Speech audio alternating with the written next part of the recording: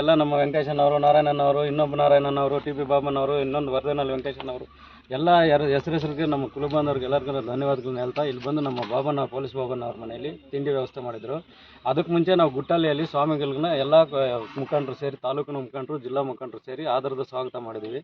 ಅದಾದಮೇಲೆ ತಿಂಡಿ ವ್ಯವಸ್ಥೆ ಮಾಡಿದ್ರು ಬಾಬಣ್ಣವ್ರ ಮನೆಯಲ್ಲಿ, ಮುಗಿಸ್ಕೊಂಡಿದ್ವಿ. ಇಲ್ಲಿಂದ ನಾವು ಸಿದ್ದರಳ್ಳಿದಿನೇ ಮತ್ತು ಕಲ್ಲಿಕುಪ್ಪ ಬಾರ್ಲಿ ಮುಗಿಸ್ಕೊಂಡು ಮಾಲಾರ್ಪಣೆಯನ್ನು ಬೇತ್ಮಂಗಲದಲ್ಲಿ ಇಟ್ಕೊಂಡು ಅಲ್ಲಿ ಸ್ವಾಮೀಜಿ ಮುಖಾಂತರನೇ ಮಾಲಾರ್ಪಣೆ ಮಾಡಿ ಎಲ್ಲ ಗ್ರಾಮಗಳಿಗೆ ಹೋಗಿ ಮಧ್ಯಾಹ್ನ ನಮ್ಮ ಬೆಂಡವಾರ ವೆಂಕಟೇಶನ ಮನೆಯಲ್ಲಿ ತಿಂಡಿ ವ್ಯವಸ್ಥೆ ಮಾಡಿದ್ದಾರೆ.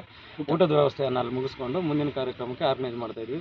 5ನೇ ತಾರೀಕು ಅದ್ದೂರಿಯಾಗಿ ಫಂಕ್ಷನ್ ಮಾಡಿದ್ರು. ಸಮಾಜದ ಬಲವನ್ನು ತೋರಿಸ್ಬೇಕು, ಒಗ್ಗಟ್ಟಿನ ಬಲವನ್ನು ತೋರಿಸ್ಬೇಕು ಈ ಜಿಲ್ಲೆಯಲ್ಲಿ ಅಂತ ಹೇಳ್ಬಿಟ್ಟು ನಾವು ನಿರ್ಧಾರ ಮಾಡಿದ್ವಿ. ಎಲ್ಲ ಒಗ್ಗಟ್ಟಿನಲ್ಲಿ ಮಾಡ್ತಾ ಇದ್ದೀವಿ.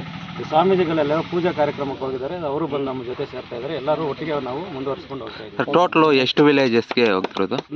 ನಮ್ದು ಸುಮಾರು 95